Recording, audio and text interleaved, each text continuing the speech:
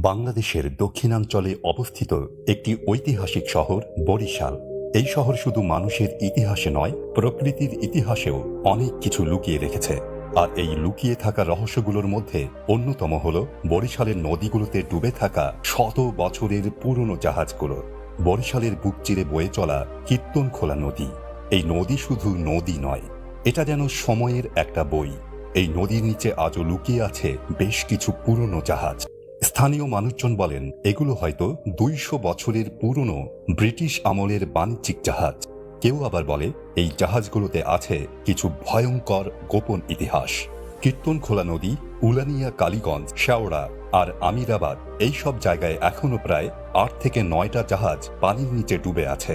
বেশিরভাগ জাহাজই লোহার তৈরি বাল্কহেড, কিন্তু আশেপাশের মানুষ বলেন এর মধ্যে কিছু জাহাজ একেবারে কাঠের তৈরি, অনেক পুরনো দিনের, যেগুলোর কাঠ আজও নদীর নিচে রয়ে গেছে কালের সাক্ষী হয়ে। এখন আপনি ভাবতে পারেন জাহাজ তো পুরনো হয়ে ডুবে গেছে, তাতে সমস্যা কি? আসল সমস্যা দেখা দেয় শীতকালে, যখন নদীর পানি কমে যায়। তখন এই ডুবে থাকা জাহাজগুলোর মাথা প্রায় ভেসে ওঠে। বড় বড় নৌকা বা লঞ্চ এই জায়গায় গেলে হঠাৎ ধাক্কা খায়, অনেকে ভয় পেয়ে যায়, দুর্ঘটনাও ঘটে।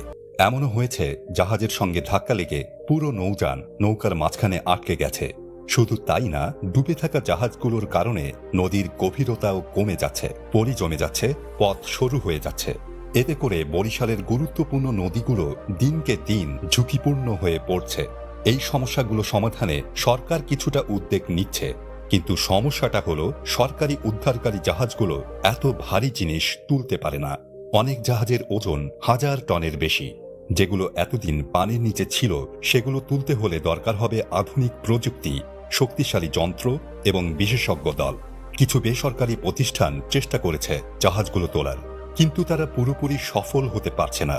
কারণ এই কাজ একেবারে সাধারণ কাজ নয়।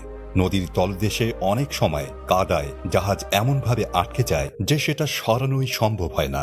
তাহলে প্রশ্ন হলো, আমরা কি এসব ডুবে থাকা জাহাজকে শুধু বাধা হিসাবে দেখব, নাকি এগুলোকে আমাদের ইতিহাসের একটা অংশ হিসেবে সংরক্ষণ করব?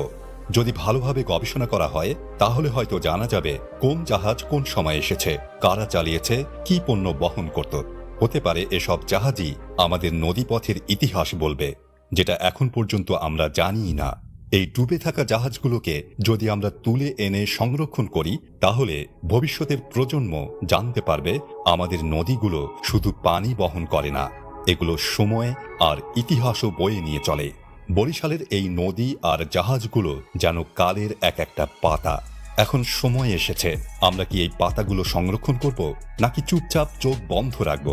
আপনাদের কি মনে হয়, ডুবে থাকা এই পুরনো জাহাজগুলোকে রক্ষা করা উচিত, নাকি এগুলো শুধু ঝামেলা? যদি আপনার মনে হয় এসব জাহাজ আমাদের দেশের ঐতিহ্যের অংশ, তাহলে নিচে কমেন্ট করে জানিয়ে দিন। আমি ইতিহাস রক্ষা করতে চাই।